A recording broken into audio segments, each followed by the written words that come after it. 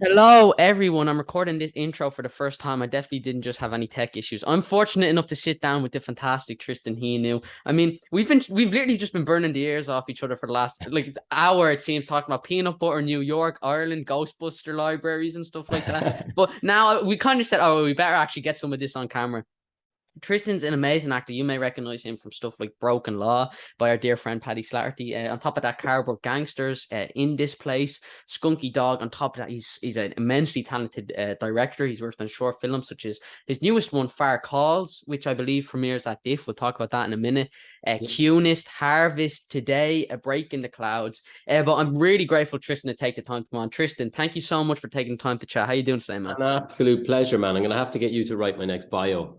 Yeah, dude, I'll come out and I'll put on my little monkey suit and I'll deliver a full monologue for you. But like we were saying, we were talking about peanut butter. You got some peanut butter toast into you. This is my exclusive. This is how we kick off this interview. But man, so many different things to talk about. But first things first, just for anyone not watching, what's your origin story? Did you grow up watching silent French films or?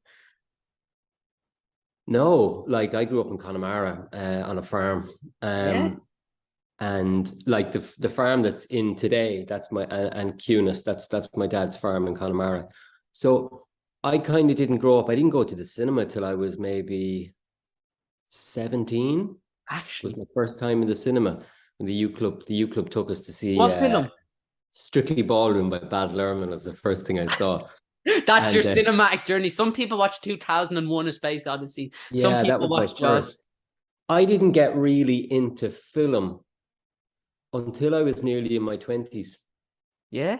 I was like, I didn't have any, there was no outlet down there for it. There was no, it was just, it never even occurred to me until I got onto a couple of film sets because there used to be a lot of stuff filmed at home. There was like TV series, loads of TV series, and always like movies coming down. And I remember my dad was an extra on a movie before called The Seventh Stream with Scott Glenn, and he was going out every day and they were dressing him up and all this, and he was cleaning them out, charging them mad money for the dog in it and all this. He was getting paid about 3 checks a week.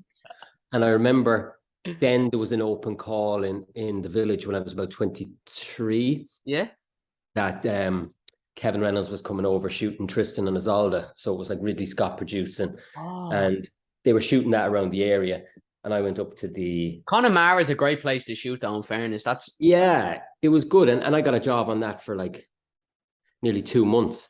And it was that experience of like being on set, yeah. watching the actors, you know what I mean? Because I was a stand-in as well. And it was great. You just got to sit around the set for 8 weeks. And just that was the first time I got a taste of a buzz of a film set. You were Yeah. watching like actors like Henry Cavill was in it, James Franco, Mark Strong, loads of like high quality actors where you just sat watching these actors. And I remember thinking, Jesus, I'd love to try that. That was just the first thought was like, I'd love to try that. And then I went to Dublin with the thoughts of going to the Gaiety. And then just kind of life got in the way. I started working in construction and just kind of got married to that kind of wage and all that until the Yeah. crash came in 09, 010. Yeah. And I ended up accidentally I was out one night at a play that a friend of mine was in, and an ex of mine at the time introduced me to a friend of her brother's who was involved in theater, and he was like, "Oh, Tristan wanted to be an actor before," and I was like, "Would you shut up? What are you talking?" Embarrassed. But 2 weeks later, I get a phone call off this guy who we had swapped numbers, and he was like, "Oh, we're actually putting on a production of Martin McDonagh's The Lonesome West in Oh, the no way. play." Martin McDonough. Yeah, it wasn't like a Martin McDonagh play. They were just Yeah. putting on a production of it. Yeah. And there was the guy who was playing the alcoholic priest from Connemara, Father Welch, had pulled out, and they said, "Would you like to come and audition for the play?" So I went down, auditioned for the play, got the part, and did that, rehearsed for like a few weeks and did a run of 5 shows.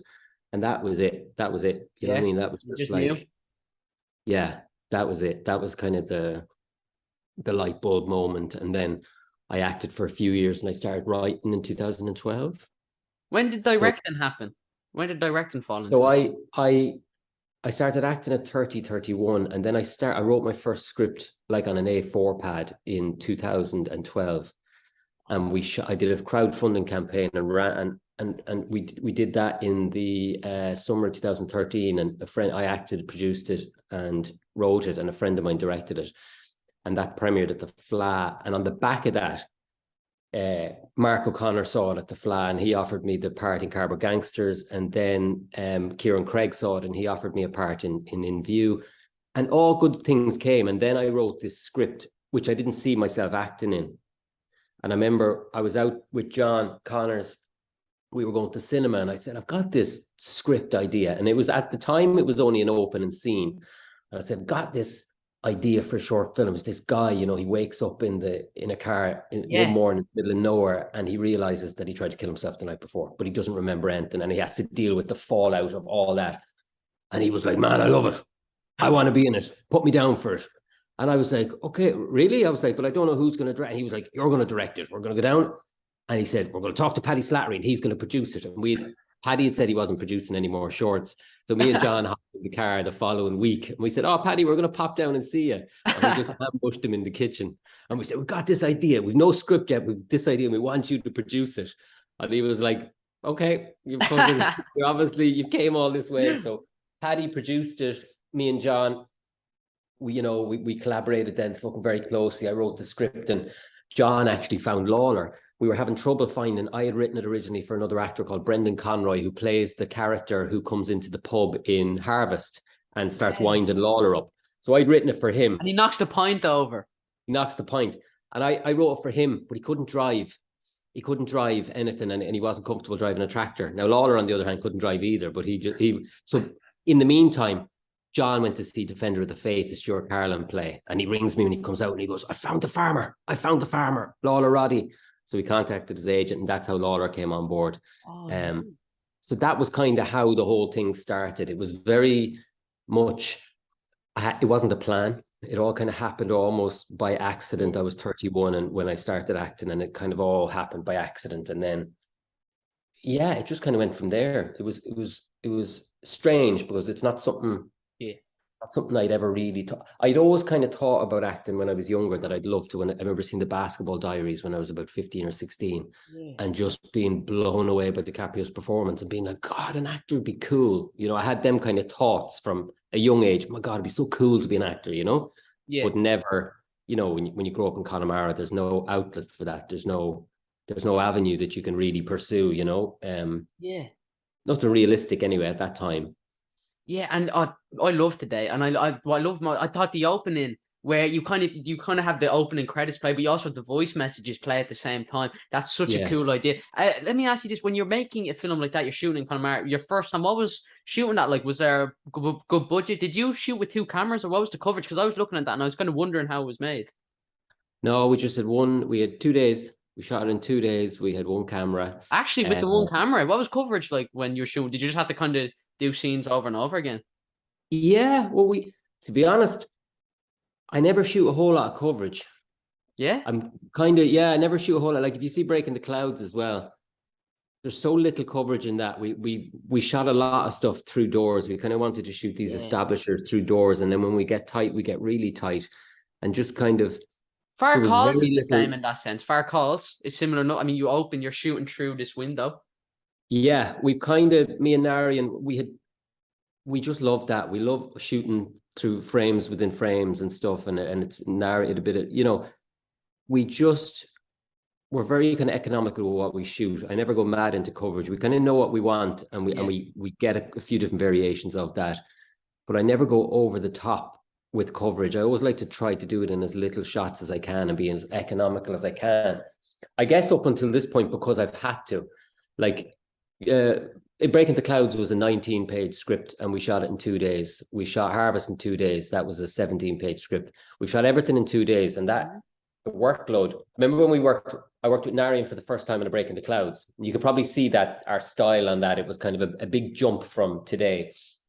It was more composed, I think, and more, you know, we moved the camera when we had to, you know. There was kind of, we were trying to tell more of a story with the camera, whereas I was definitely still learning and pretty clueless on today. But we what was I saying? When I met Narian originally, I sent him the script and he was like, we need 4 days to do this. And I was like, we've got 2. And he was like, it's impossible. And I was like, we'll do it in 2. And we just said, we have to be real economical. And we went in and we shot as little coverage as we could. And it Yeah. became almost a style that we carried forward that we liked. We liked that minimalistic stuff and just really saving your close-ups for the most impactful moments and just kind of choosing when you go in, when you go out, when you not to just show closes of everything, just to kind of be really more, keep people at a distance and then go in when it's important, you know? Yeah. That's kind of what we... That's what I love. And there's such a kind of ruggedness. I think even in today, you zoom in on kind of the smaller stuff, you know, the way he maneuvering the tractor. And, you know, in Far Cause, when he's rowing the boat, you get these really nice close-ups. And it is more impactful when you do. I think, like, you know, I remember some directors say to me, like, they never do TV close-ups where there's close-ups every minute. You know, you kind of have to pick and choose. So it's fascinating to me, you know, how you utilize close-ups in stuff in your work. But yeah. So out of, you know, you've obviously done a ton of short films. Is there any of them that you have a specific connection to, that you made at a specific point in your life that you kind of felt like you needed to make then? Because John was telling me he made The Black Whale during quarantine, where he was having a depressive episode and he kind of needed to get out there and create something. Was there any project that kind of because all your projects just strike me as intensely personal, and you can't kind of separate yourself from them. Was there any project that you felt you needed to make at a specific point in time? In this place for sure, because I was definitely, I guess, quite, I was, that was a very transitional kind of period in my life, in this place, you know, and that felt like something I needed to do, and I needed to get out, you know, and I think that's why it kind of struck. It was, I wrote it and I made that film without really knowing what I was doing at all. Yeah. The script was written on paper, was written on a like an A4 pad, and I managed to, Paddy told me, oh, you download this thing called Celtex. It's a free software. And I sent a version of it over and it was a mess. I typed it in and then I just YouTube videos of how to, but that was definitely, I was at a point where I didn't know whether I was going to, I hadn't acted in about, God, I'd say 9 months. And I'd had a few offers of short film scripts, and I just remember reading them and being like, I've always been of the thing of, I'll only do something if it excites me. I'll never do something because I've not worked. Yeah. I'd rather not work for a year and like do one thing that's really kind of challenging or really fresh or just with great people. But I'll never do something just because it's offered and it's the you know, I'm not up to anything else, you know. So we made that film, and it just changed my kind of career. There's 2 films that kind of changed my career, and it was In This Place, and then it was Cunist. Because Today, like, did okay, but we had a huge amount of rejections. You know, it won at Galway, and then, you know, we had rejections for like 70% of the festivals we entered. And then A Break in the Clouds had a massive rejection rate. Like, it played at Galway, and, you know, but it got rejected from so many festivals, like 80% of the festivals. We spent, Self and Paddy, we spent about two grand submitting it to festivals, and I'd say we were rejected from 80% of them. And I remember us thinking at the time, this is our best work, you know. I remember thinking for sure, this is my, you know, you always think when you make a film, this is the best. Your magnum opus, like Paul Thomas Anderson's my favorite thing in the world. He made Magnolia. I think Magnolia is going to be the best film I ever make. He made There Will Be Blood. There Will Be Blood, I think, is the best film I've ever made. And then you read an interview he does for The Master. He's like, The Master is the best film I've ever made. And it's just, you know, literally everyone thinks they're doing their best work. He's a freak, though. P.T. Anderson. He's just so Magnolia cool. is my favorite film. Magnolia and In Bruges, they battle a lot for first and second, but Magnolia is some film. It's Magnolia is like smack down the middle. Some people love it and some people hate it. Because I watched it for the first time when it came out. Actually, that was a great year for film. My brain wasn't evolved enough to even, I was just like, what was that about? It was like frogs and stuff. I didn't, but watching it then, I remember watching American Beauty in the cinema when it came out, I remember I was in Jersey and I went to see it in the cinema, and I was like, I remember thinking it was cool, but at 19, it doesn't really resonate the way it does when you watch it 15, 20 years. Every time I see it now, it becomes more and more, resonates more and more, you know? Yeah, that's the same for me. Sometimes I watch a film, like all these directors would be telling me about some Ingrid Bergman film, and I watch it when I'm 11, and I'll be like, what's any of this mean? Then I'll rewatch it now, and I'll kind of just have a greater understanding of it. But yeah, Magnolia was one of those. People talk about like 2001 being like a religious experience, And I love 2001, but I don't think I feel that way because every sci-fi film since 2001 has tried to be 2001, and it was Yeah. groundbreaking when it came out. But I don't know, it just I'm spoiled for films right now. Like I can watch films from the 40s, I can watch films from last week. I'm like,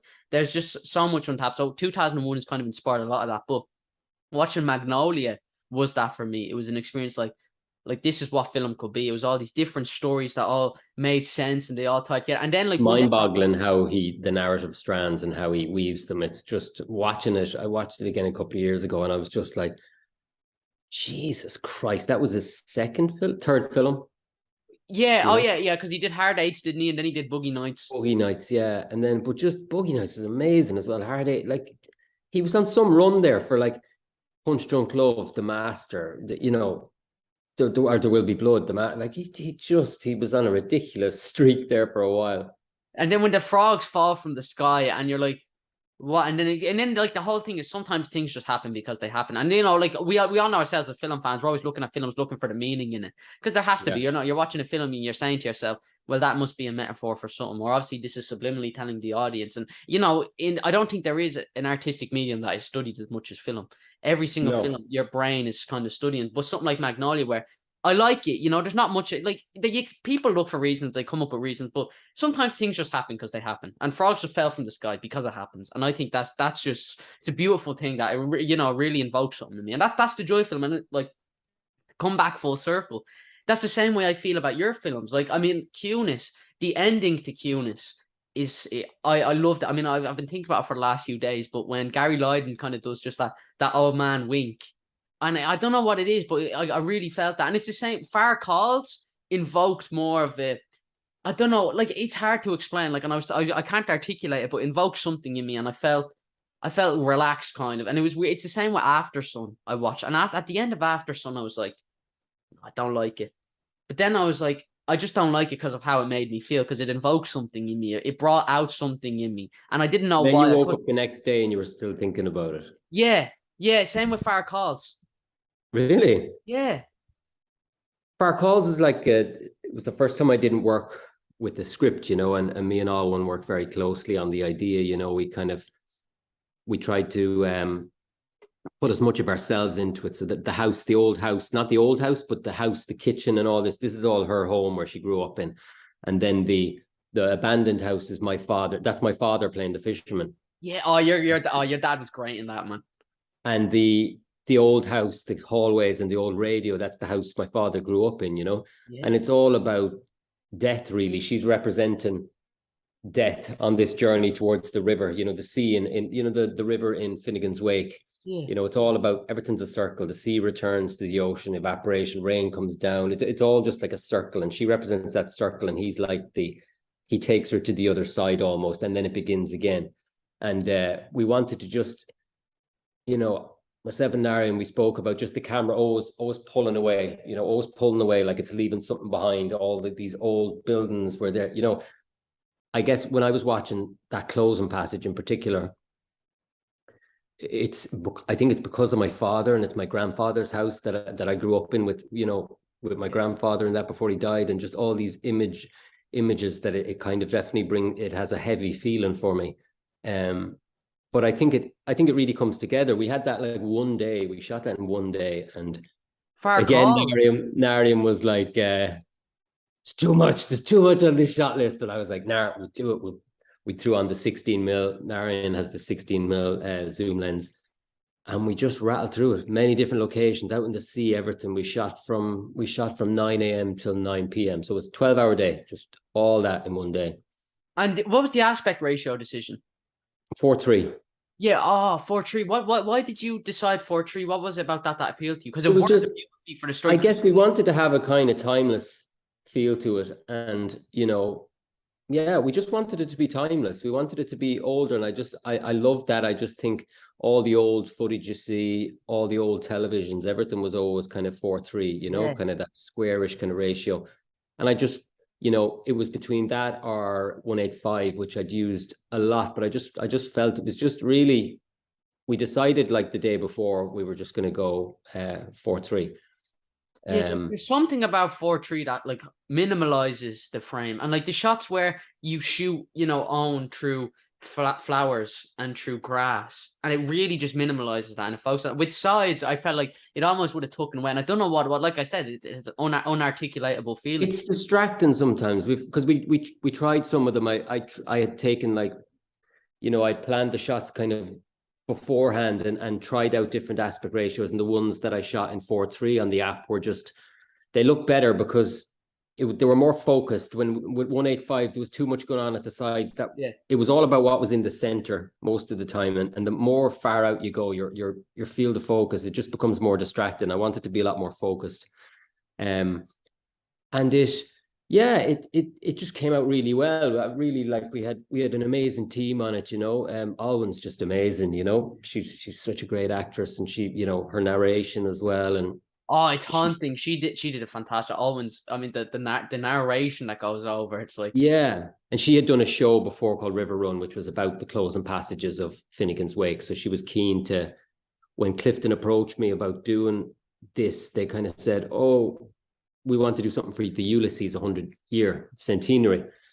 And they were like, do you think would Alwyn be interested in working with you on it? So I took it to Alwyn and I said, would you be interested? They want me to direct something for the Joyce centenary with you starring in it. And she was like, yeah, 100%, but I'd love to do something on Finnegan's Wake. That was her stipulation. So I said 100%. So I leaned on her a lot when it came to Joyce and kind of the interpretation. And then I tried to bring my own personal pieces with my grandfather's house. They were all reoccurring dreams that I have, where I'm in that house with my grandfather when I was younger.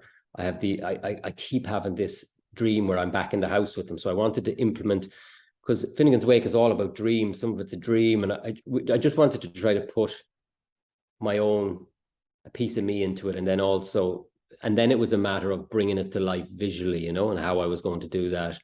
And that was, again, conversations with Narian. I think it's your most kind of narratively out there project, right? I mean, you know, Cunist and the rest of your films, there's more of a, this is more, I don't know if non-linear is the right word, but it's definitely more out there. And that's what, like, I mean, do you feel like you took a risk doing this?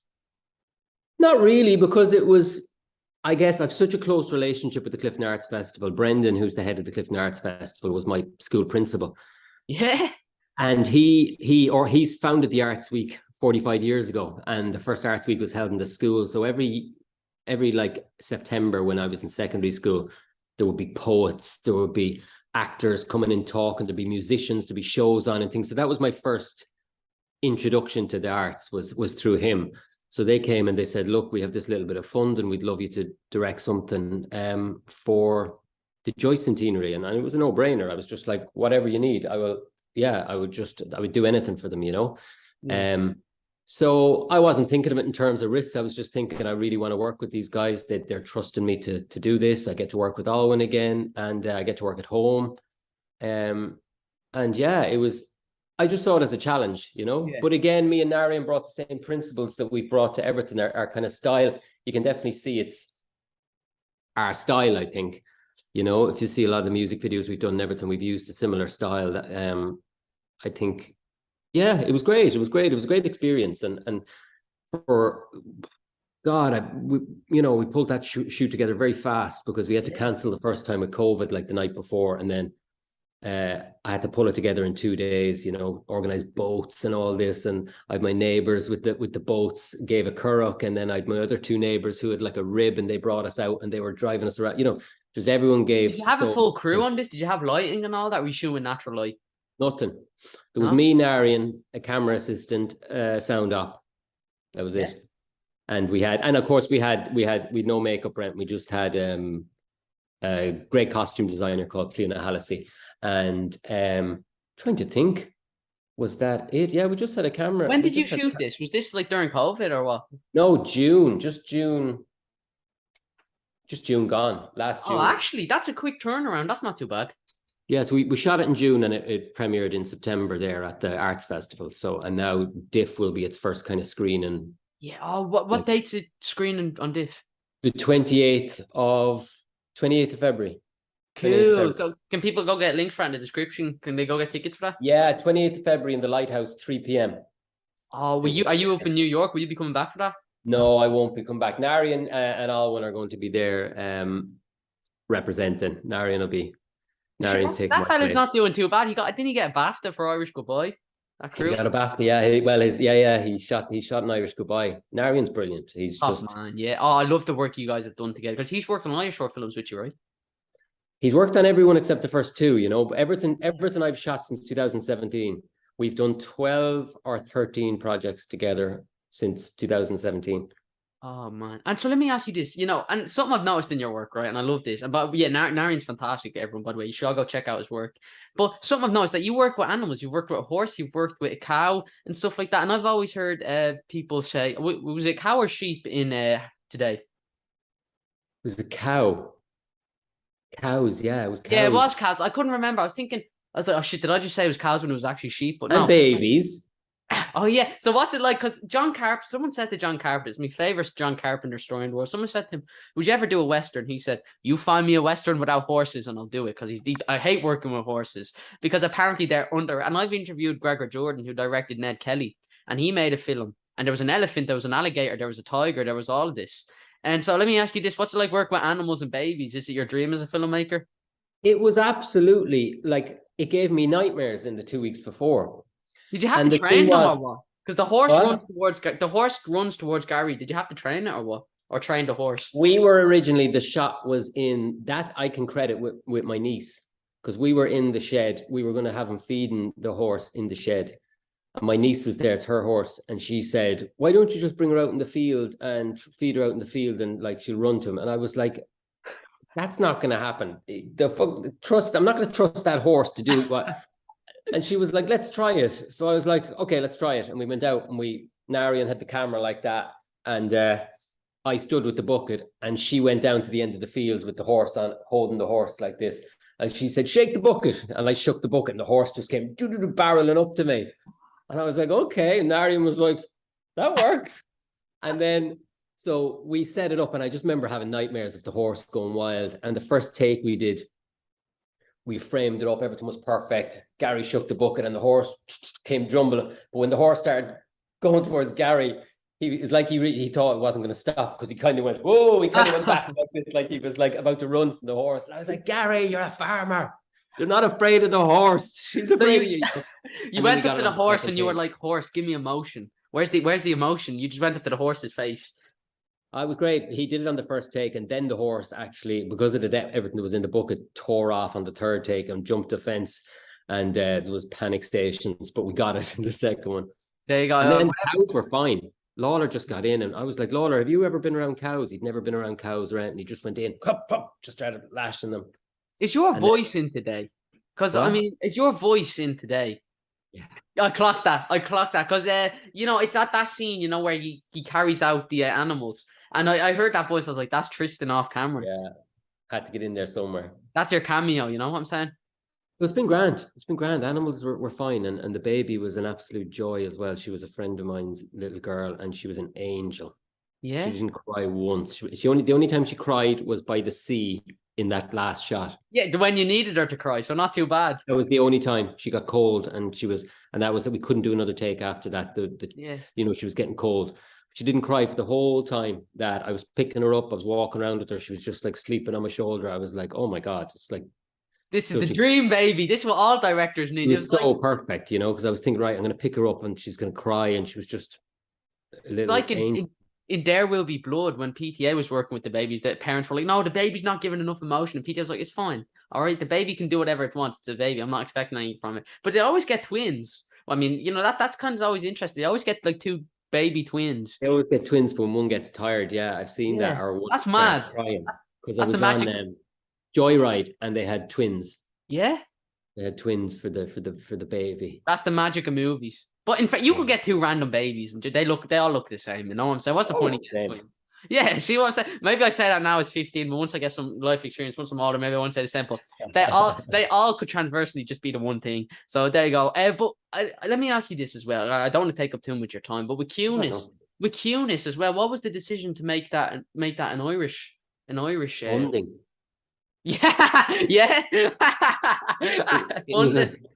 was an Irish language. Person called Fisheen.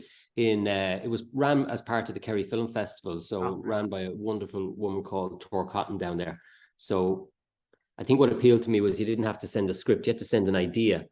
So like a paragraph of an idea, and they picked the 10 best ideas, and then you had to do a workshop in Kerry with Jerry Stembridge for a weekend. And then after that, you had to write the script, and they picked the 5 best scripts, and you had to pitch in front of a panel then at the festival, and they picked the best pitch to win. oh my days, some work for a hypothetical short film. A lot of work, and it was what did we get? It was 5,000 cash and 2,000 in equipment rental. Gosh, that's not too? I don't know, but is that good for a short film? It was tight. It was tight. We got it done though. You know, we spent the $2,000 just on a set of lenses. Because we kind of had Narian had the camera and we had a lighting guy already, so we spent the $2,000 on a set of Cook S4s, I think it was, and yeah, that experience for me kind of changed everything. Cunist for me was I'd done A Break in the Clouds and I'd acted in it, and I was working on another couple of projects that I would be acting in.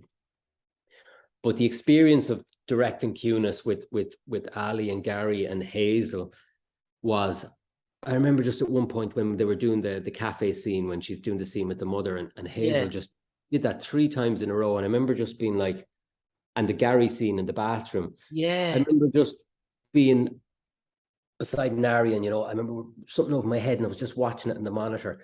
And I just had pinned, you know, I had the hair standing up all on my hands watching Hazel. And I remember just thinking, this is the greatest thing in the world. This is like the most amazing feeling I've ever had. Everyone was amazing in that. And like I said, the ending scene was like, it kind of took me back. It was just beautiful. Like when he does that wink, that just really connected with me, man. But like, it was after that I decided I won't ever act in something. You know, I don't think I'll mix the two of them, you know, never say never, but it was just like, I'm going to step back from that a while and just focus on, you know, keep them separate, because I love acting and I love directing, but I feel either of them gets diluted a little bit when you're mixing the two of them, you know? Yeah, Hazel Doupe was fantastic. And I don't know if you've seen You Are Not My Mother. Oh yeah. They shot that shot right across the road from my house. Narian shot that. Actually. Yeah. Right. So one time, year back when they shot, I came back from school. My mom's looking out the window. She goes, "There's a horse across the road." I'm, yeah, what? And I look outside the window, and they're carrying this horse around, and there's lighting and cameras set up. And we couldn't believe, me and my mates went over to go, you know, like we were like, what's going on? And they said that it's a new film called You Are Not My Mother. It's a horror film. And like we all were like, oh, cool. And there was a fella with a cap on, The Last Duel. I think he was a production assistant and stuff. And then a different time, the way me and my friends walk home from school, we were coming back, right?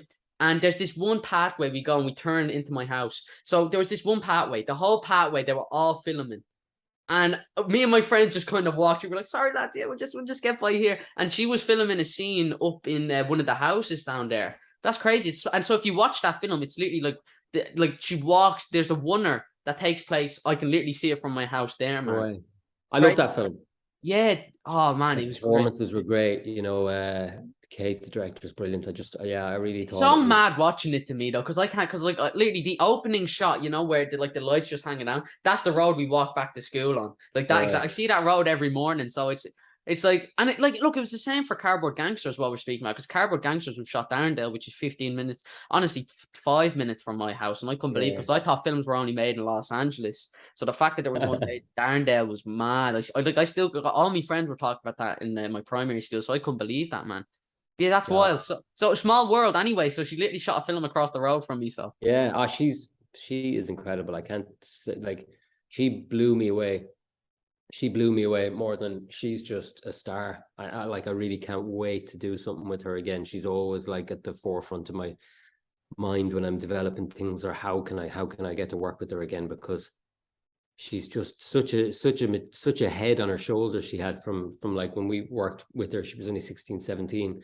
And the level of emotion she could tap into like that was scary. Like everyone in the room was just holding their breath. Like everyone was like afterwards, Jesus Christ, you know, everyone was just whispering. Like, I remember saying to her mother, I was like, that would freak me out if my daughter could tap into them emotions like that. And she was like, she's just totally normal. She just snaps out and she goes off and does her thing. I was like, my God, she's, you know, incredible.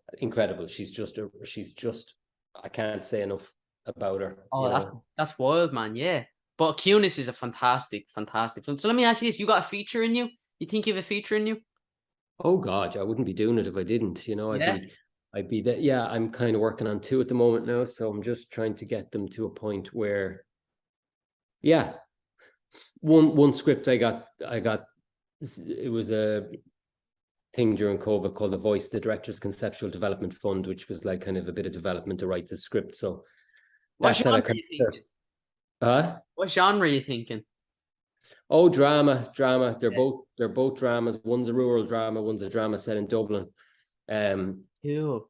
And the kind of the TV thing I'm working on is a rural kind of your rural piece as well. So they're all kind of all drama, very much kind of just I think maybe I'd like to experiment, but I think it's very important for your first feature to be kind of Yeah. not a continuation, but just to Something you kind of know. something I know and that just kind of that I'm comfortable in. I think later on, hopefully, please God, if I get to make another feature after I make a first one, I think then you can think about expanding your kind of thing, but only if it feels natural. I won't do it just for the sake of it. So yeah, that's the next thing.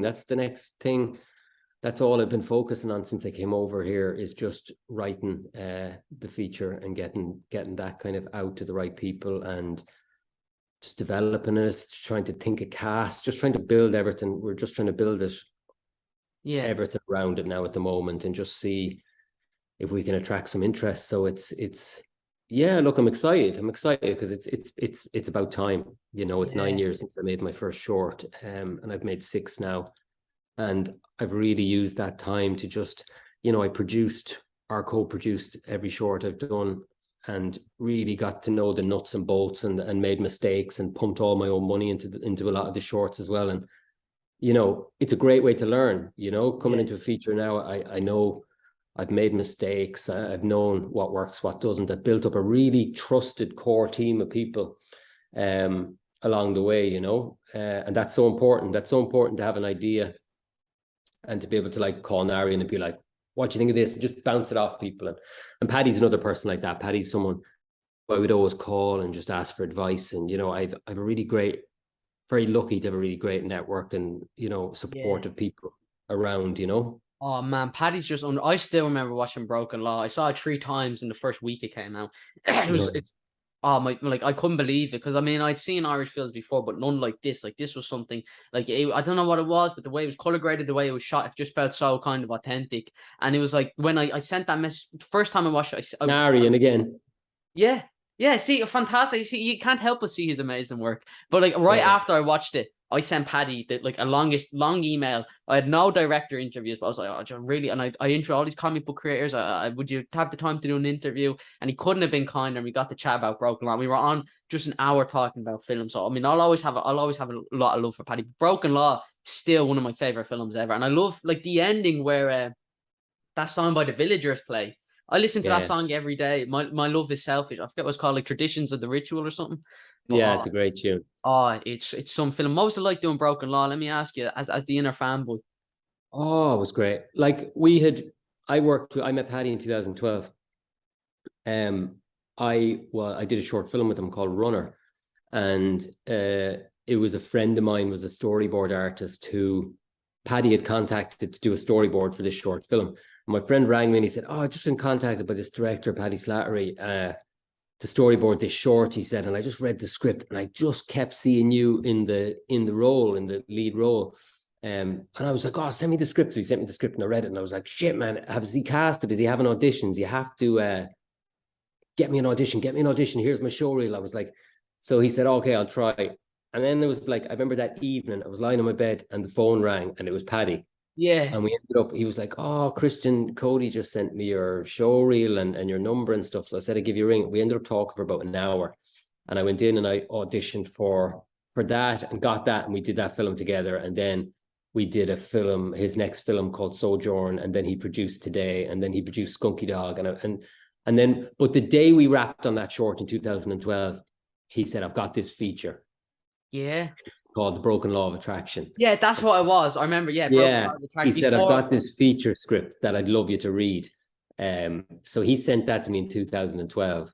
So we shot, there have been various incarnations and false starts along the way. And we shot it in August 2018. Yeah, and it premiered then at DIFF in 2020. It was like the last great gathering of the people because COVID hit. Like it was like a sold out IMAX screening in Dublin, about 400 people, and then COVID like swamped in a couple of weeks later. And your face was slapped up on my local cinema. They had a big Broken Law banner with John Cunist and all on it, and I was Broken Law. And I remember I thought it was America, but then I saw you in the Garda uniform, and I was like, no way.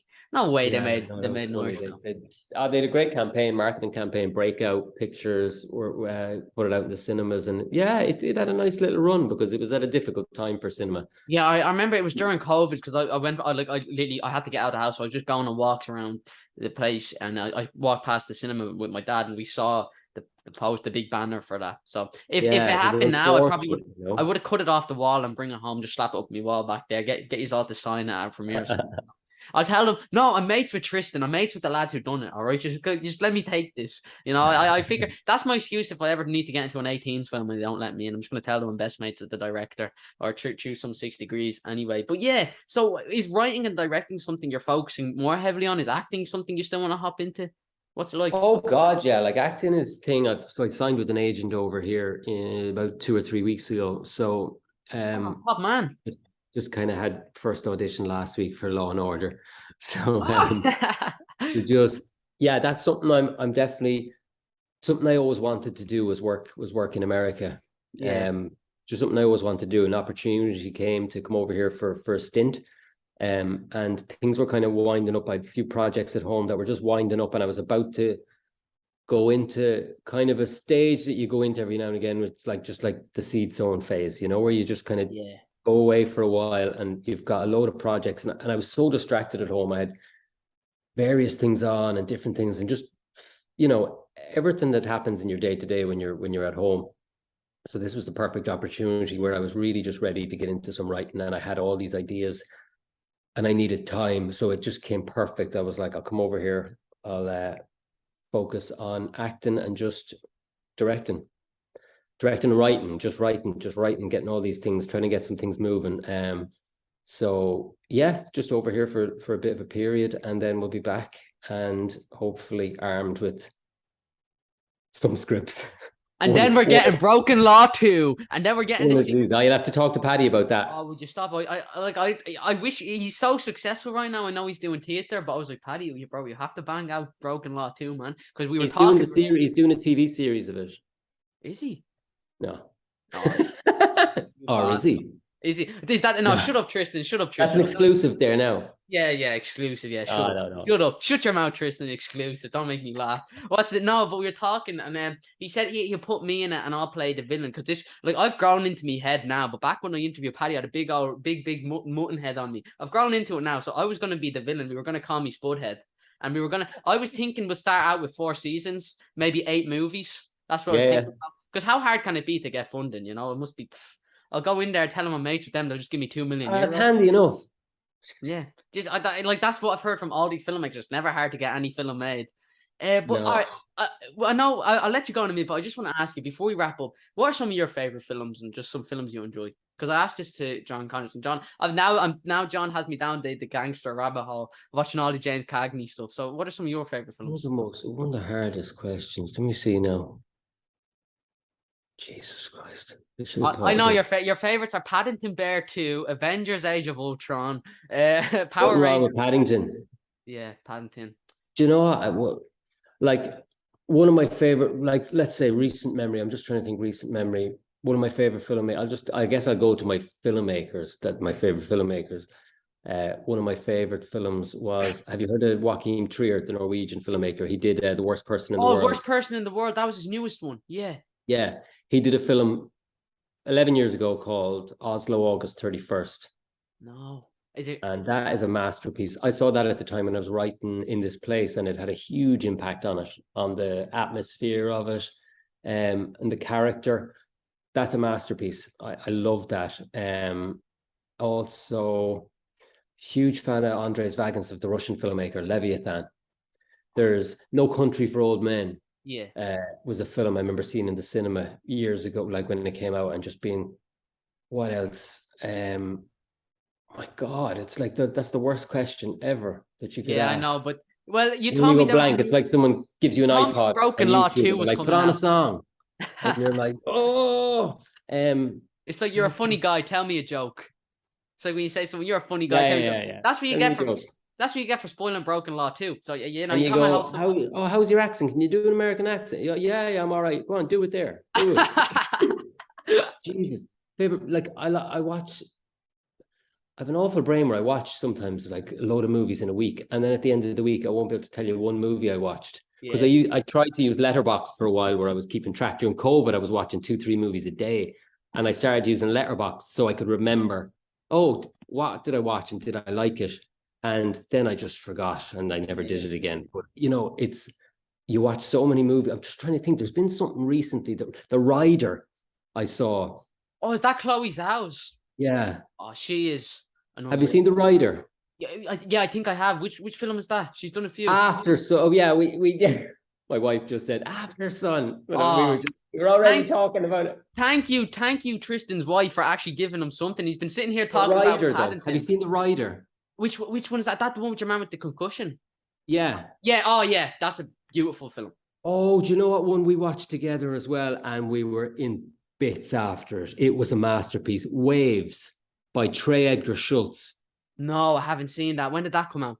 Put that came out in 2008, 19. Put that down. Yeah. Write that. Waves by Trey Edgar Schultz. We were shook after it. That was incredible. That was so incredible. We watched them 2 movies actually in the space of a few weeks, and they restored my faith in cinema for a while, because I was watching so many movies that were hyped out of their minds. And I was just like, is there something wrong with us? We were just like, is there something wrong with me that I'm not connecting with these movies? And then you see a couple of films like that, and I was just like, oh, wow. And they're so different. Rider's so stripped back, character focused. Waves is like a kaleidoscope of just, it's like, it has this broke back structure where in the middle it like ends and it starts again in a totally different strand. The music, it's like a sensory overload. It's that's gonna be my watch tonight. I'll take a break from the James Cagney gangster. What's called The Waves? Just Waves. It's an A24 one from Waves. It's called. I just at the time was like, it was so good. It was so good that I just, you know, it's so good that I haven't rewatched it, because I didn't want to spoil the memories I have of it. You know, I was like, God, you know, it had such an effect on me that I was like, oh God, do I want to watch it again now? I'm going to leave it because I want to see it on a screen if it ever comes. If I can ever see it on a big screen, because we watched it at home. Trying to think what else.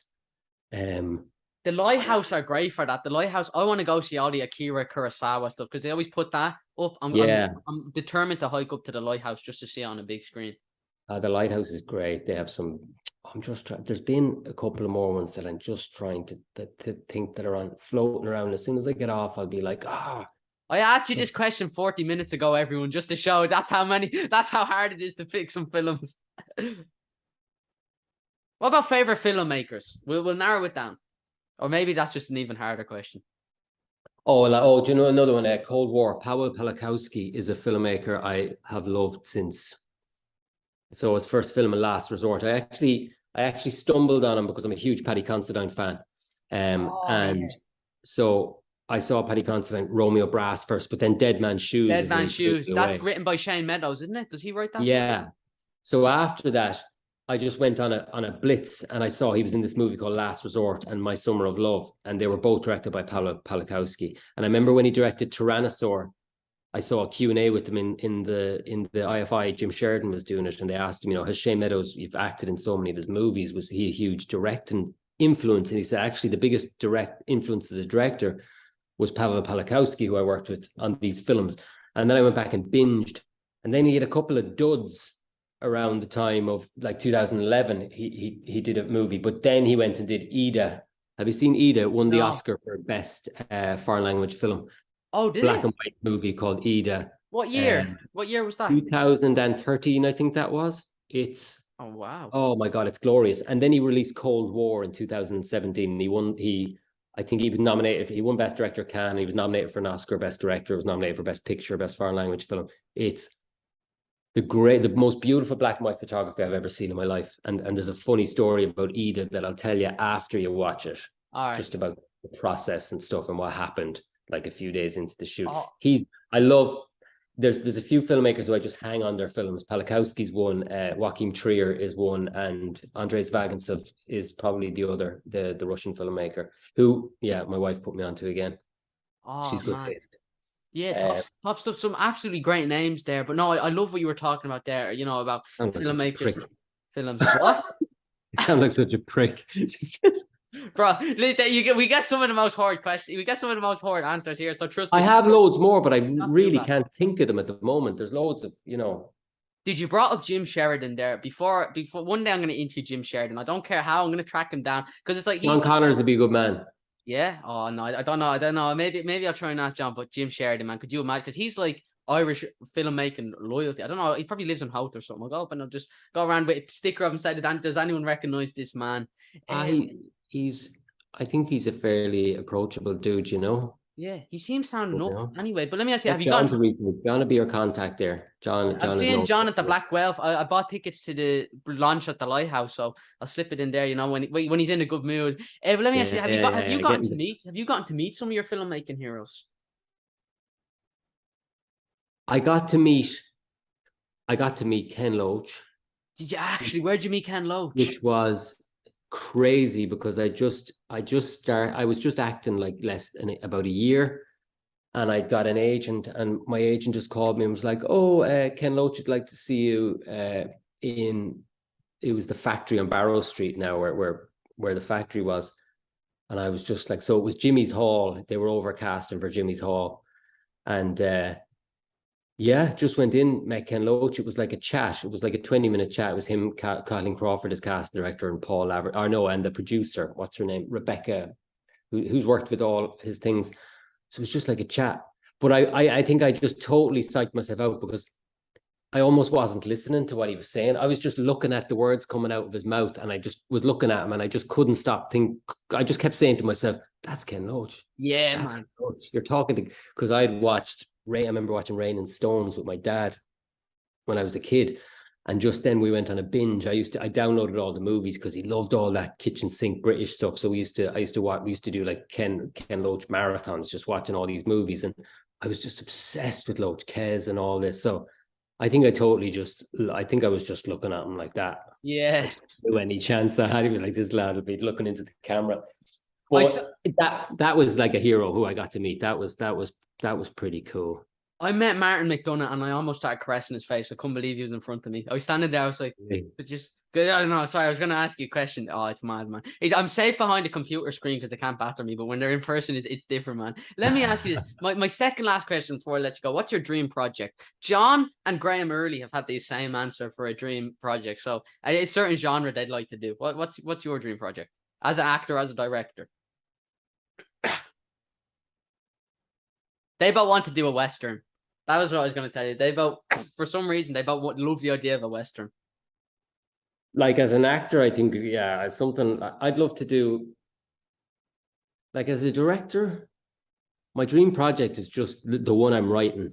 Yeah. I'm not thinking any further beyond the one I'm writing at the moment. That I think I just have a really good feeling about, and I hope some other people feel the same. That's my dream project, is the feature I'm working on at the moment. And you know, I'm trying not to even look beyond that. I'm sure my dream project is the next thing that I'm going to do. And as far as acting, I would love to do like a proper like action movie, like something really like just proper big budget action movie, you know, some kind of monster thing that you're in the middle of. And it's just, yeah, I'd love to do something like that, just something on that scale. Yeah. Yeah, probably a big action movie, a Marvel movie or something. Yeah. Oh man, Tristan, my last and final question before I let you go. You could actually have two answers to this. What advice would you have for anyone looking to become a filmmaker and an actor? God, just start, like for me, like I told you earlier, you know, as an actor, start doing it. Just start looking for projects, but also even from the very early stages, try to choose good projects, you know, try to like not do everything, you know, not do every single thing. So you're doing like 40 short films a year. Try to pick things that like when you're reading them, they have some kind of, not a connection, but they resonate with you in some way, or you think, okay, this is a little bit fresh. Just try to like siphon through stuff, you know, because you can end up working all the time and getting paid, but it's like, what's the point? You know, what's the point if you're not really invested? Yeah. So I think beginning in acting, you know, choose even from the start, you know, kind of try, you know, try to choose between some of the things that you do, and then create. The like what changed it for me was creating my own work. Was, you know, sometimes you think, oh, there's scripts aren't right, or this isn't, well, write something, you know. It's like, Yeah. I never thought I could. I thought it was the most ridiculous thing in the world that I could be a writer. I was like, Yeah. you know, Paddy was the first person to say, would you not try writing? And I nearly laughed at him. I was like, what would I have to write about, or what? And it was, I saw a short film actually at the time when I started writing, and it was just like, whoa, it's a short film by Andrea Arnold. You know the director Andrea Arnold? Oh, I've heard. I She recognize did the name. she did American Honey, she did Fish Tank, she did Red Road, she did brilliant British director, one of the finest British directors working. So she did a short film called Wasp, won an Oscar in 2003. Robbie Ryan shoots all her stuff, you know, the Oh, cinematographer. Robbie Ryan. Yes, this the cinematographer. Yeah, that's what I recognize So he from shot Wasp. Wasp for Wasp. her, and they won an Oscar in 2003. And I remember seeing that and being like, oh my God, the simplicity of the story. But it was so set on this council estate with this single mother, and it was so simple. But the, you know, the stakes were high, and it was so simple, and she was just struggling to get by with her kid. And I was like, okay, stories don't have to be plotty or overcomplicated. They just have to be real. And Yeah. if they're real, people will connect. And that's what I went into. Every time I got lost writing in this place, I rewatched Wasp, and I just stripped it back and stripped it back and just tried to put in moments and to be authentic. And if you do that, I think people will connect. And that's people connected within this place. Then they, you know, a lot of people said they'd never seen rural Ireland depicted as raw as that, you know? Yeah. And it was, yeah. So just try to create your own work and try to be authentic and try to, you know, write about what you know. That was another thing Shane Meadows always said, was just write about what you know at the start. Yeah, man, Yeah. that's what I love most about your films. I can always connect with them. I mean, even in the way you film that, like Harvest, you're in the middle of the bar and you shoot like a close up of the football team, and that's just such a real thing you'd see in a bar. And like there was a realness and kind of a grittiness adjacent word, but there was such a kind of intimate look you took there. So I can see where that comes from in your work, man. Deadly, man. Nice one. Dude, it's been such a pleasure chatting with you. Before I let you go, we'll talk a little bit off air. But are you on Facebook, Instagram, Twitter, anywhere people can go follow you? Yeah, I'm not hugely active. I'm like not hugely active. I am on all. No, I'm not on Twitter. I got rid of my Twitter. I'm on Instagram and Facebook. Yeah. Nice. Any new projects you can promote? The big one it launches at DIFF. Far Calls is next week. Far Calls screens at DIFF next Tuesday, the 28th of at 28th at 3 p.m. in the Lighthouse. So great program of shorts. I'm kind of, yeah, I'd love to be there. But yeah, look, hopefully people enjoy it. You're too busy Not going to too the far out. You're too busy going to the Ghostbusters library in New York with your peanut butter toast. Such a cliche. Living the high life, man. I thought you a little bit off air. Everyone, this has been my interview with the man, the myth, the legend, the amazing Tristan Heanue. Go check out his work. But yeah, everyone, thank you guys so much for watching. You can follow me on Twitter if you'd like, Sambo Gizmo1 or just Daniel Feed 33. And as always, if you have the means, please make sure to donate to the National Deaf Children's Society. But yeah, thank you guys so much for watching. Go check out Tristan's work, and I'll see you all in the next video.